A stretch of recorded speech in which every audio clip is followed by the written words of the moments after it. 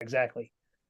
So with that, let's see, what time is it? It is 5:32. I'd like to call the meeting to order. Item number 2, public comment. Do we have any public? Raquel, do we have any public that would like to join us? I do have one, Maureen Lopes. If you have any comments, just raise your hand and I can add you to the panel. And I think we can move on. Okay, great. Item 3, approval of minutes, October 10th, 2023. Hopefully everyone had a chance to read that. Would anyone like to make a motion? Yes, I'll make a motion that we adopt the minutes of the 10th. I'll second. All in favor? Aye. Aye. Excellent. So tonight we have a fairly lengthy presentation by Justin, I believe. So it's your chance to shine here. So with that, item 4, I'd like to get started. Justin?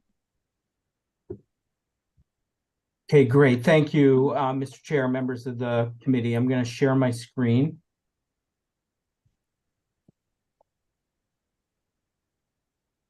So this will be a fairly similar update that we gave a couple weeks ago to the Board of Education, but just to kind of recap where we are as a construction document update.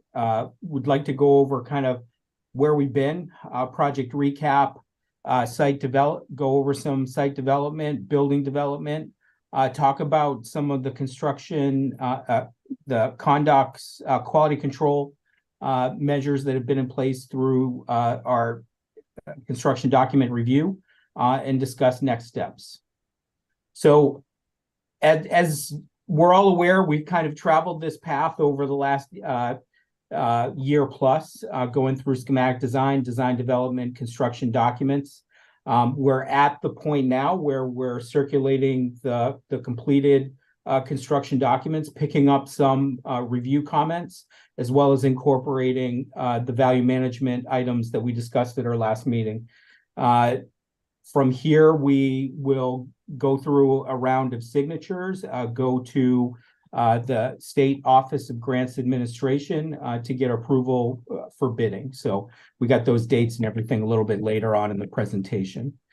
So a reminder of where we've been since last July. We held a dozen working group meetings where we went through from the start of vision and concept all the way down to room by room analysis. In other words, what's where. This was done through a cross-section of administrators, faculty, as well as operations folks. We also had 7 community touch points from interactive surveys to public engagement sessions, student activity books, virtual and in-person events. We've also we've become friends with everyone on the building committee and other state meetings, planning and zoning, OSCGNR, although that's OGA now, as well as Eversource and some of our regulatory partners. So we've gone through a series of workshops from visioning the concept to refining the design. We've had a number of community surveys, and my favorite part of all of this process are our student activity workbooks, and they're always great. I wish that we could get a heated pool and a waterfall in all of our schools, but it's always great to see how we capture the imagination of students through this process.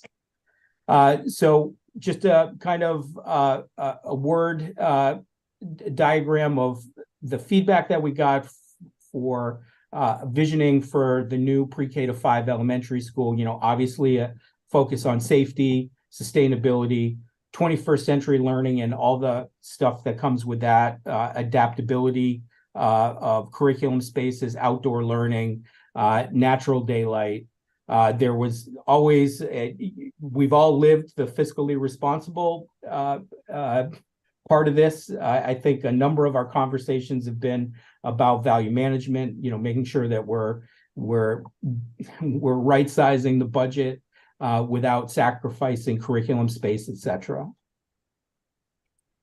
So we went over this kind of our interior thematic concept from kind of drawing on some of the natural amenities of Madison. This should be a familiar slide, from the dunes to the greenway to the shore to the water, kind of picking up some of these natural elements to reflect colors and materiality back into the building. So for site development, everyone should by and large be familiar with the site plan by now, but north is to the top of the screen. Mungertown Road is to the west or left of the site plan. We have our building that is situated with parking to the south and bus pickup and drop off and parking to the north. Our youngest playscape, pre-K playscape to the west of the building, the remainder of our play spaces to the right. In diagram, again, parent pickup and drop off to the south of the site, bus pickup and drop off to the north of the site. As you can recall, in some of our previous reports and discussions, very keen interest in making sure that we can queue up all of the vehicles that the parents are driving for pickup and drop off, as well as all of the buses to be able to queue up on site, so we're not overwhelming Mungertown Road. So the parent pickup and drop off queue can fit 100 vehicles. I believe we can fit all of the buses that will be servicing this in our kind of regatta style or fleet parking. The added benefit of this is this can become extra hot top play during the day, outside of the morning morning drop off and the afternoon pickup, in the event of winter play, etc. Our visitor parking is in the lower lot or the south lot on the upper portion of the lot, directly adjacent to the main entrance. Our staff parking is in the southern lot as well. As I mentioned, our age-appropriate playscapes are identified in the area of E. Our play field is to the southern portion of the site. We have kept our pollinator pathway in the project, although it is an alternate for this, so we'll be able to evaluate that, the efficacy of that on bid day. We do have our outdoor learning space within a protected courtyard within the perimeter of the building. We also have an area outside the cafeteria that can also serve as outdoor learning. Our loading and utility area is sensitively placed away from all of these other playscapes and obscured from the parking with its own dedicated access area. We have highlighted areas for future planting or a school garden in kind of the green space to the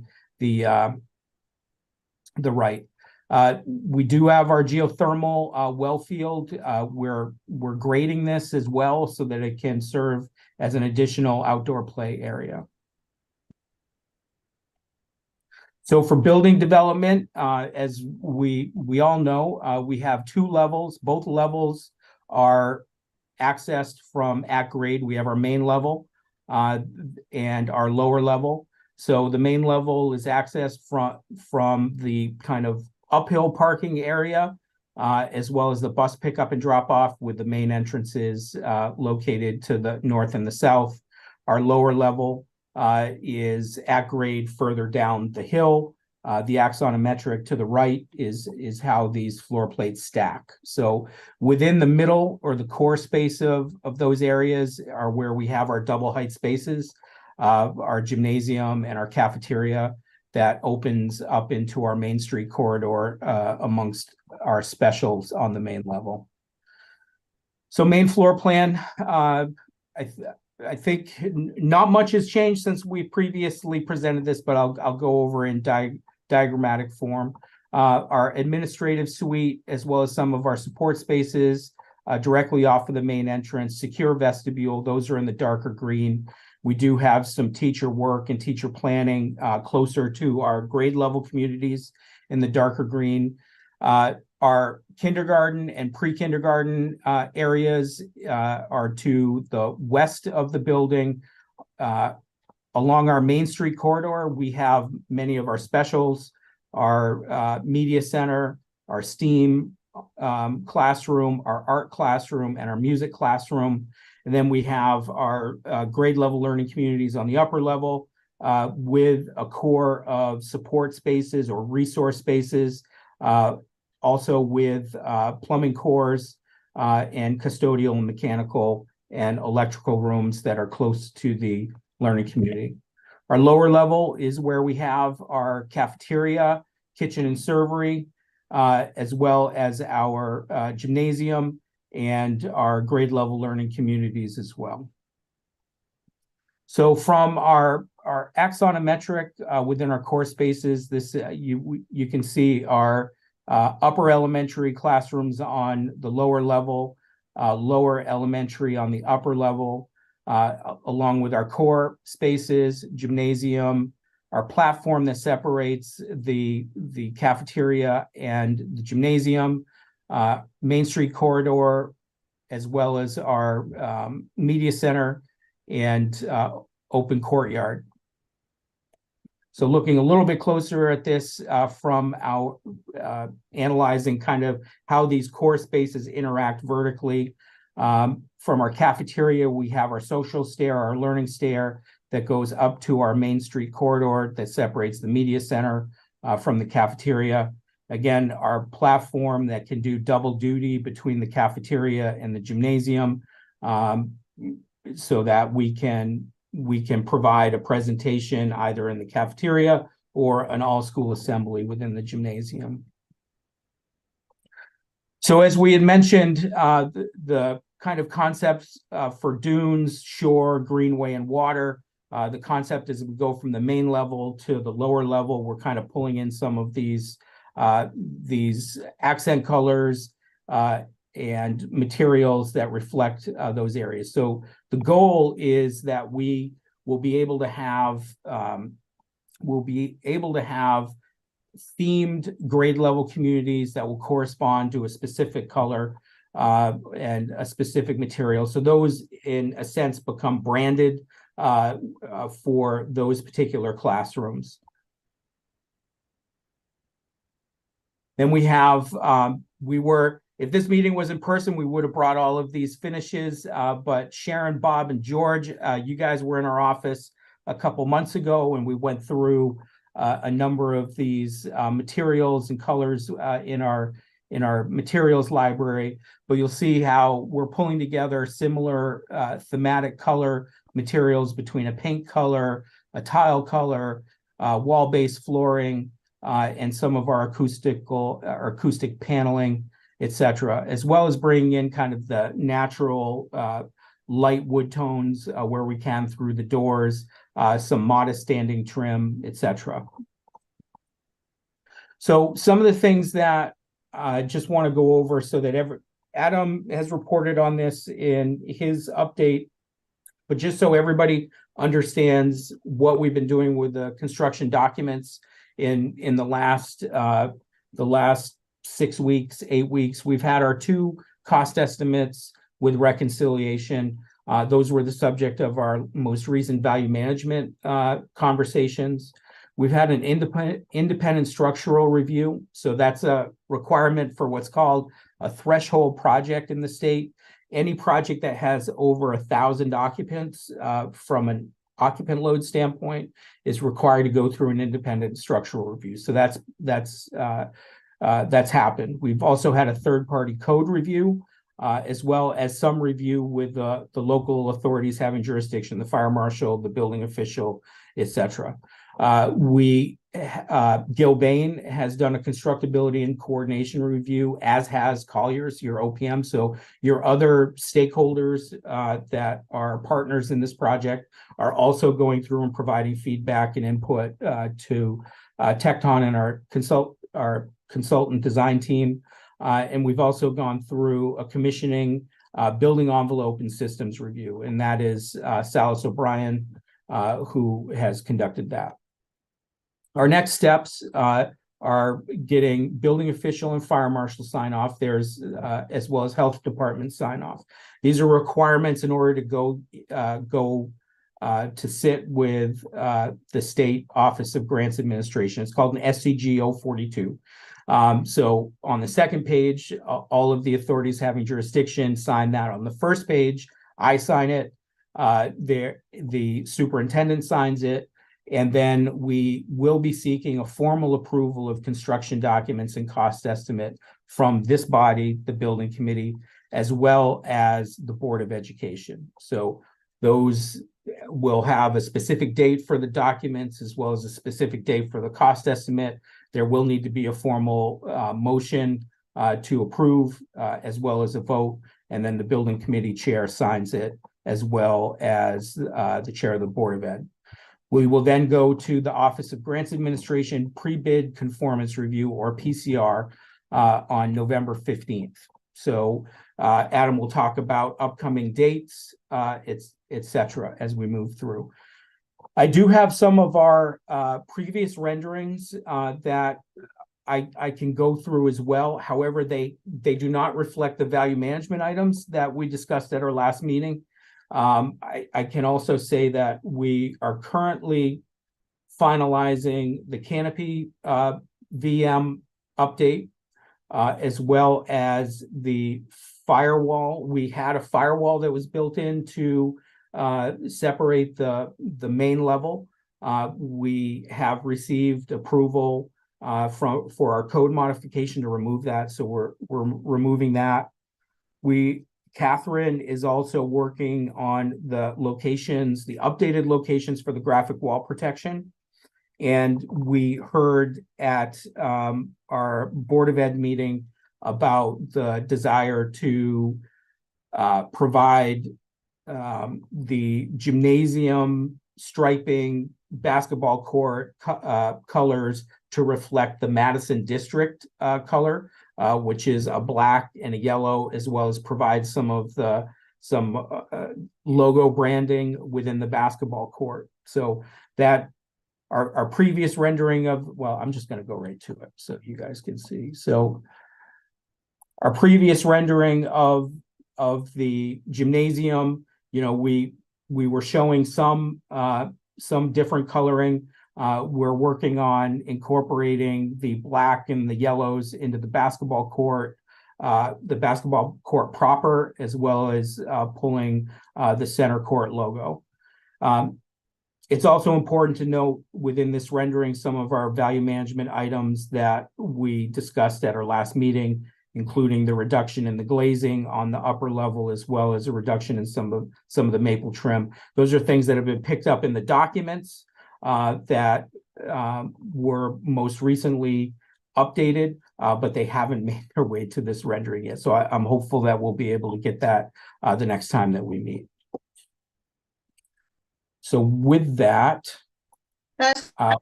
go ahead. Hi, Sharon. Hi. Quick question regarding the wall coverings that I'm so fond of. Yes, absolutely. The drawings that you sent on Saturday, it looked like those were already updated to have eliminated some of them, but you just said she's still working on it. Well, what I don't have are the graphics, the actual graphics that are part of. Because I do have some comments about where you put them. If I can put my 2 cents in there. I noticed that at the end of each of the main quarters, that dead end in the east wall where the windows are. Yep. You have the pretty photographic wall covering there on the left side on the south hallway and the right side on the north hallway on both levels. And to me, I think those compete with the windows. Number one, I think you probably want to put your pretty graphics internal more than right next to a window. Just as a general policy. And then I didn't care for the look of the corner detail, and you're coming down the hallway. If you look at your elevations, I think it's on 656, 57, something like that. You have at every classroom door, you have your plastic, your IPC panels in the colors. And at every classroom door, you have those butted with the tile wainscoting. except at the end of those corridors where the graphic is, you have a little like 5 or 6 inch strip of painted wall, and then you have the corner guard, and then you have the graphic. So you have like 4 different things going on in that corner. And I think it will look weird coming down the hallway and seeing that. I think it would be better to have just maintain the tile there. And so the corner's the tile, like the other side of the hallway. And then on either side of the door is the same detail all the way around. And maybe when you pull that graphic then out of that corner by the window, maybe we can pull it inland and then you can do that. I think it'll be a better way to approach it. Does that make sense? Or I think so. Yes, I'll need to circulate that back through Catherine in our office, and my apologies, she couldn't make it. that's all right. If you this want, meeting she can tonight. call me. I mean, I have a little sketch and stuff because I was looking at it going, that's kind of weird. So I do think it would be better to have those graphics away from the window. That's all. It seems like they would compete with each other. Okay, So that's all. Thank you. thank you, Sharon.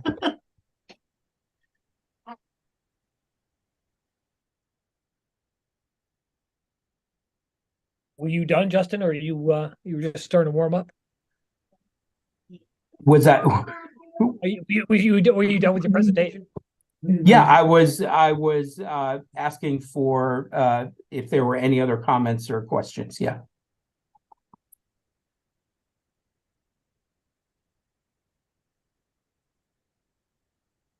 Well, just as a comment, Justin, I think it's great. I think it really looks terrific, and I appreciate it. I also noticed some of the color rendering index improvements in the lighting, and I thought that was good too. Thank you. I didn't Yeah. convince you to go to 3,000, but at least we have better CRI. Yeah, it's interesting. We've gone that warm in other academic environments, and that is a color temperature that sometimes reads as though it's not. You get the lumen output, but it's. Let's put it this way: we've had to get light meters to show other clients that we were a well-lit space because the perception of that warm of a light felt like it was underlit in some areas. So we did go warmer, Woody, but not. I don't think we went the full way that the comment had recommended. Yeah, you didn't go down to 3,000, but I can live with the 3,500, especially when you're speccing 90 plus CRI. I think that's really important, especially in any art or areas, just in general. I think it's great. Thank you. Great, thank you.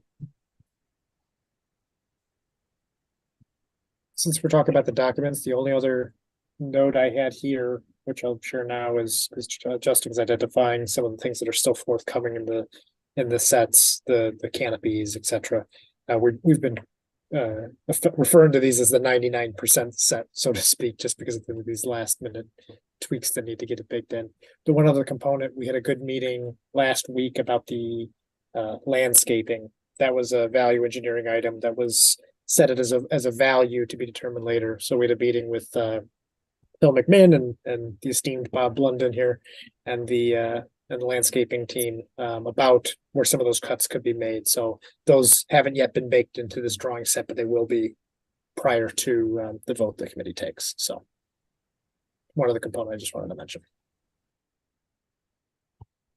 As long as Bob's happy, that's good enough for me. Yeah, I'm really good, and you've done a great job, Justin. It really is. The only comment I would have is being a graduate, it's black and gold, not yellow. All right.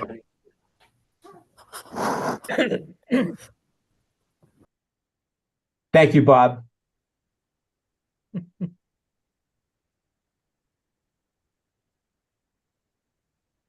I think George is also a proud graduate. George, you're alumni, right? Yeah. Yep. All 6 years. Yep. Well, just one of those Xavier guys, you never know. No, I was hand all the way.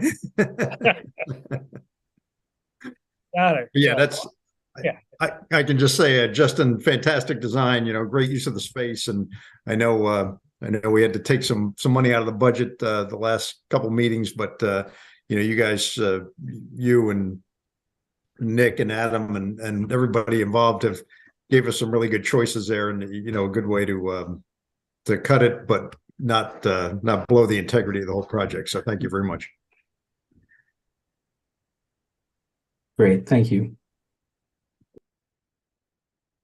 Any other comments for Justin?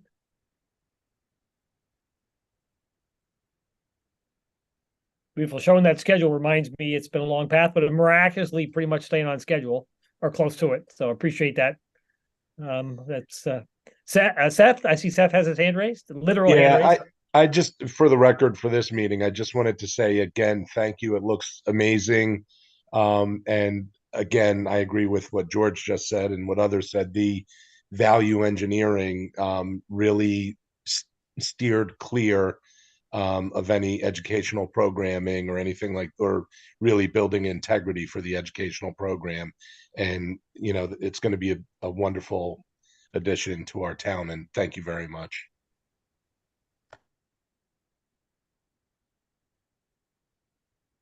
Got it. Well, thanks, Justin. And so Nick, I guess you're up next. Hard to top that, but not even going to try.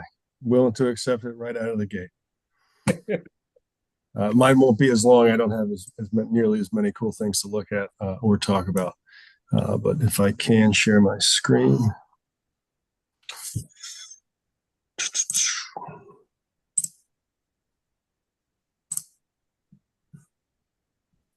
All right, so you all can see. Yep, perfect. So this is the last version of our site logistics, site utilization plan that I showed you all several months ago. And it was very basic. Obviously, it has the outline of the project in white. The red is meant to be construction fence. You can see the location of the building, lots and drives that Justin talked about in the north and south. Geofield in the northeast, ball field down below, soil stockpiles, sediment basins, and septic up along the road. Pretty generic, not a lot of detail there. Drawings were still in the works. So now that we've got, this has got a bit more detail to it. It's a little bit busier in terms of color selection, but this is, I was telling Adam, if I was a sixth grader doing a month-long book report, I'm probably at week 3 or so with this. So right now, everything just kind of coming together, get the content in there, and then clean it up to make it look a bit more presentable is the last week. So again, this you can see again the general outline and definition of the site. Building location hasn't changed. And just for bearings purposes, Muggertown Road is running up and down the page along the left side here. So when we come in, mobilize on site, first thing we'll do is get the site secured with construction fence and gates at 2 locations, each end of the Muggertown Road frontage, and then get our sediment erosion control measures in, which Justin's consultants, Will Walter, spelled out for us nicely. And so those we have temporary sediment and control basins, mainly to capture water and to filter some of the water if we do have a need to discharge. So there's a series of swales that we'll have to install temporarily to get water to drain to these 2 locations here. And then once we get that set up and all the silt fence and wood chip berms that will line this wetland area down here, just to reinforce it. From there, we'll start stripping the site and we'll stockpile all the topsoil and start stockpiling any other subsoil that needs to be. So these green dots here, this green dot around general locations of stockpile. The site this size, we're limited in some of the locations that we can stockpile, just given that we've got wetlands down here, we've got fire protection break tanks up here and septic along the sides. It's there's a lot going on below the surface in terms of future construction. So the last thing we want to do is stockpile in a location that we need to move in order to do permanent work down below. So it's a bit of a strategy there. But generally speaking, these are the locations of stockpiles. some smaller ones up here. We'll obviously start down with the biggest one down here, and then as needed, we'll go to locations. And in addition to that doesn't include the stuff that's going to fall out, you know, as we're stripping and excavating the site. In addition to sediment and erosion control basins and the stockpiles, we have in shown in blue here, what we're looking at as trade contractor parking down in the bottom left side. I don't know if is that me. Sorry, there's background. I'm not sure if it was my connection or not. I'm getting a lot of feedback too from somebody. Okay. You'll see the Gilbane logo here and with a red ring around it. That is our proposed location for our field office. The trade contractors that opt to have a small single wide, usually a 10 by 44 or so, will have theirs along here as well. Power will come in off the road and feed feed our trailer in addition to anyone else's. So then the blue that is in that area is trade parking. We have a couple locations to be an overflow down in this location down here. And then as we get toward the exits and entrances to the site, the orange are the anti-tracking pads. So large, usually 3-inch minus stone that gets provided at a foot or so depth and gets maintained throughout the job.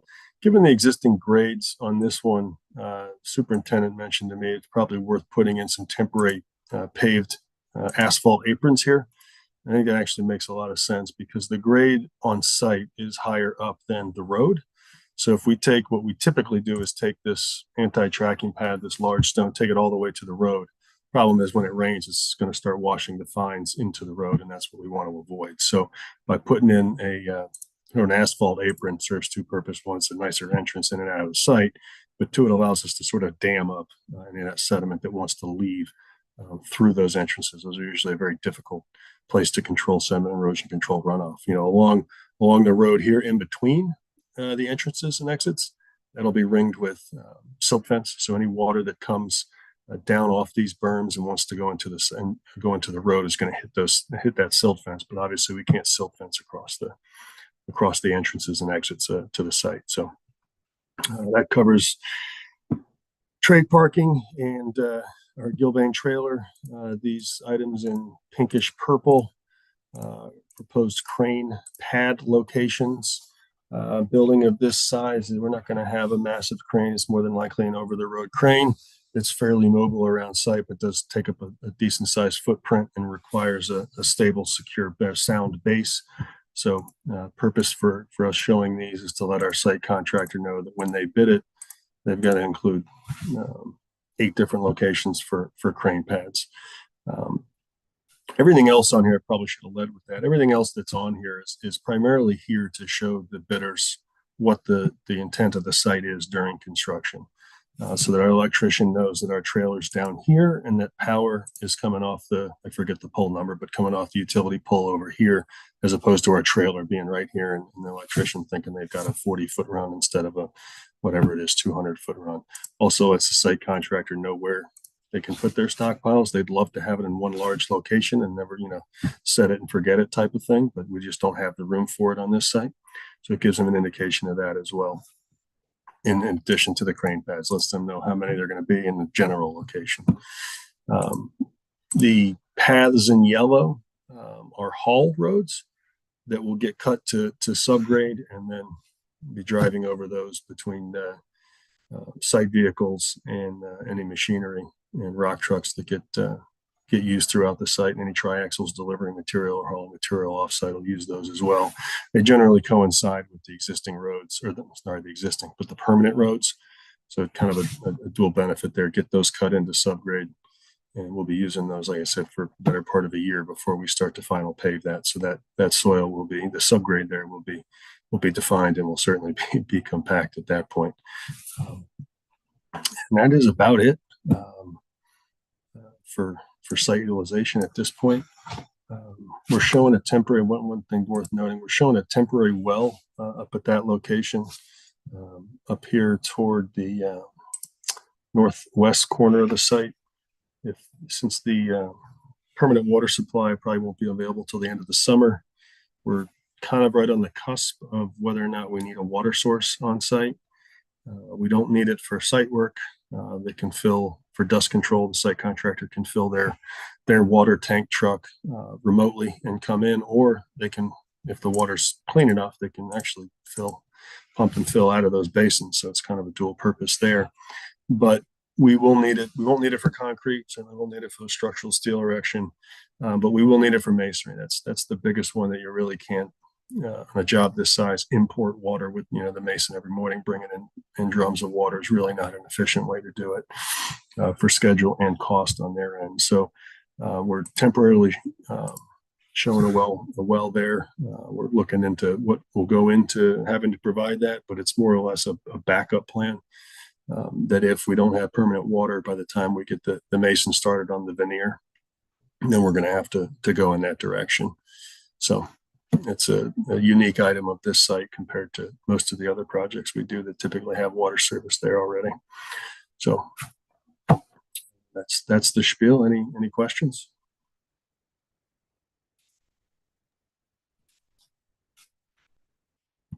Like the curb ramp detail is a nice thought.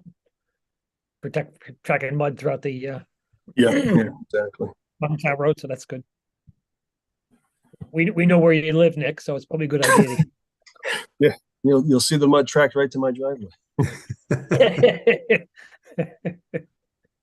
Yeah, really, really well done, Nick. That's a very comprehensive plan. You're a little further than the third week of the book report, I think, but it looks good. Yep, we're getting there, and then we have some notes down here to the other bidders, the various bid packages, just to let them give them a little bit more information as to how the site will be set up. It's important for several of them to know this information, otherwise their numbers could vary enough that they may not be low bidder, and we don't want anybody to be thinking it's going to be set up one way that's advantageous for them, and that really wasn't the plan all along. So we try and make it as advantageous for them as possible, but we also have site constraints we gotta contend with. So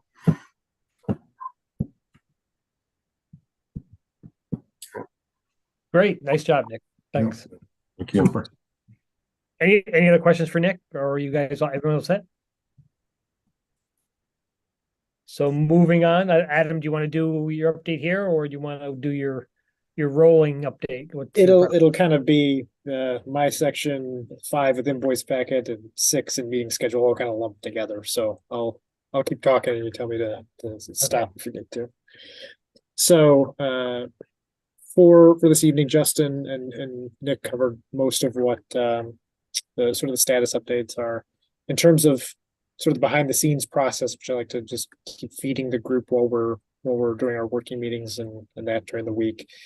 We had a good meeting with the building official and fire marshal this morning on some of their back check reviews, as well as the third party reviewers that Justin had mentioned. So that's getting close to being wrapped up. The focus for tonight was to, again, just kind of re-up everyone on what the plans were like. Several of you had looked at the drawings that were sent to the SBC and the specific meeting or specifications packages. So that's good. As I mentioned or as Justin mentioned, once those are all finalized, that 100% packet is what the group will be voting on at the subsequent meeting. And I'll get to schedule here in a little bit. Phase 1 is still underway. That bid period should be wrapping up here in the next week or two. So when we come back the next time, I don't know if we'll have firm numbers yet, or if we'll have just gotten bids and we need to do some clarifying, but that process will be wrapping up here shortly for the phase 1 package. And then the one other component I wanted to mention just as part of the phase 2 package is there are a lot of documents that we're gathering now to go before the state November 15th.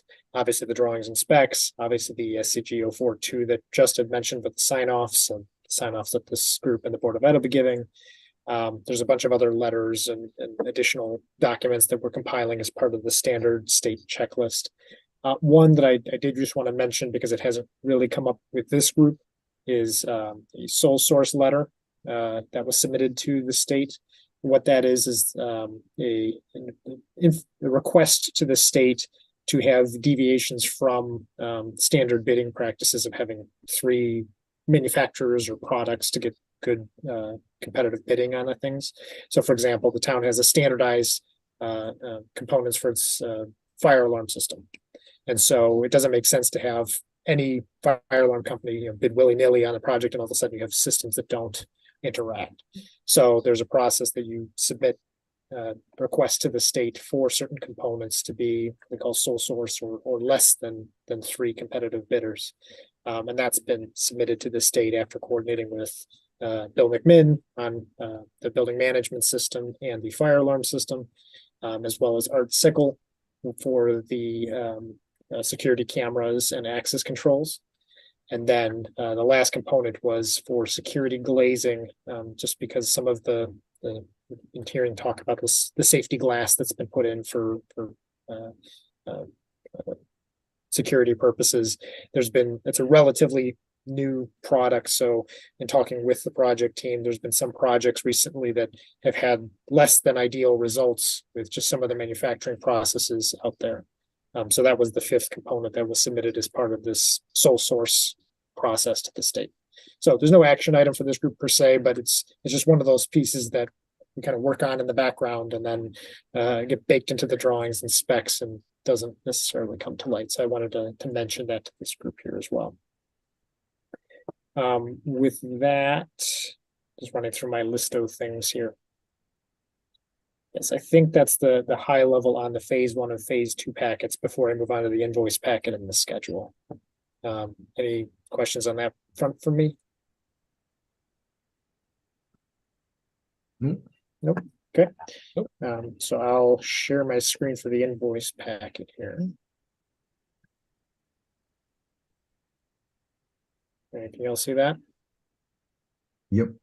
So a decent sized invoice packet for this meeting. We have our commissioning agent, BVH, Bob Collier's project leaders for our invoice, our monthly invoice, Gilbane, their invoice number 3, Mackey, who's the third-party structural reviewer, and our architect's Tecton, for a total of $489,089.40. And I believe all of these, without the obvious exception of Tecton, who's been doing the documents, all of these reflect the ongoing review as processes that Justin outlined earlier. And so we'll have a similar invoice here the next month for some of our other third-party code reviewers and things like that. But that's the bulk of what this invoice is comprised of. Great. Would anyone like to make a motion or have any questions? I'll make a motion. I motion to approve the invoice package dated 10/30/2023, including invoices from BVH, Colliers, Gilbane, Mackey, and Tecton for the total approved amount of $489,080.40. Second that. Woody, I believe. Right? Yep. All in favor? Aye. That's unanimous. Great. Moving on to item number 6. 6, we sort of largely talked about sprinkled here and there, so I don't have anything new to add for that. For item 7, if that suits you, Graham, we'll move to the schedule. Yep. I can share that on the Exactly. screen. Yeah, it's kind of linked to that. Yep. So we always have our special meeting here tonight while we've been going through the bidding phase for phase 1. Moving into November, the next regularly scheduled SBC meeting is set for November 6th. However, just speaking with the project team and looking at some of the code reviewers and their schedules, it likely makes sense to cancel this November 6th meeting and instead shift it to the 13th as a special meeting. So that way they get enough time to actually finish the drawings and get them in front of this group and finalize all the code check backgrounds. After that would be that next evening would be the Board of Education, where they would do the same thing in terms of signing off on the package. And then we'd have our OSCGR meeting on the 15th to review this package. And then the meeting thereafter, we can talk about, obviously there might be an invoice packet as well as the results of the phase one bid process, because that should be enough time to get some of the numbers and digest them and look at the next steps for that contract and moving forward on the other procurement items. So that's the proposed plan. I don't know if there's a thought amongst the group about being able to shift from the 6th to the 13th. Fine with me. Yeah, I think technically the 13th is a holiday, but I don't think that's a problem. Is it? I think technically. I think it's Friday's the technical holiday for Veterans Day. Oh, okay, I wasn't Yeah. sure. Oh, that's the holiday day? Yeah, That's it's Friday. calendar says, yeah. Okay, got it. So I think we'll have a quorum. Is everyone, anyone gonna be out of town or anything? And then I'm good. yeah, Yeah, good. it should be good. Perfect. Okay. Okay. We'll And I cancel. will work with Raquel to set that up and ship those dates. Beautiful. And that we'll set that up as a virtual meeting. I know that Yeah. there's been some technical issues with trying to have a hybrid meeting, so it's preferred to be either in person or virtual. So 5:30 on that Monday, the 13th, but just want to confirm if there's a preference for virtual versus in person. Makes no Yeah, I difference. think virtual's fine. We'll probably have another, maybe the next one we can do in person or something. So virtual from the 13th. Okay. That's good for me, yeah. And the election will be over by that point, coincidentally. And hopefully Seth is successful in his re-election. Unopposed bid. unopposed re-election bid, but major things have happened, but I'm pretty good. I'm pretty sure he's gonna pull it Still out. debating whether or not to vote for myself, but thank you. We can always write in somebody we don't like. Got it. Okay, that sounds like it's set. Moving on to item number 8. Public comment. Raquel, do we have anyone have a hand raised? No comments. Got it. Okay. Excellent. Any further remarks? Any questions, comments?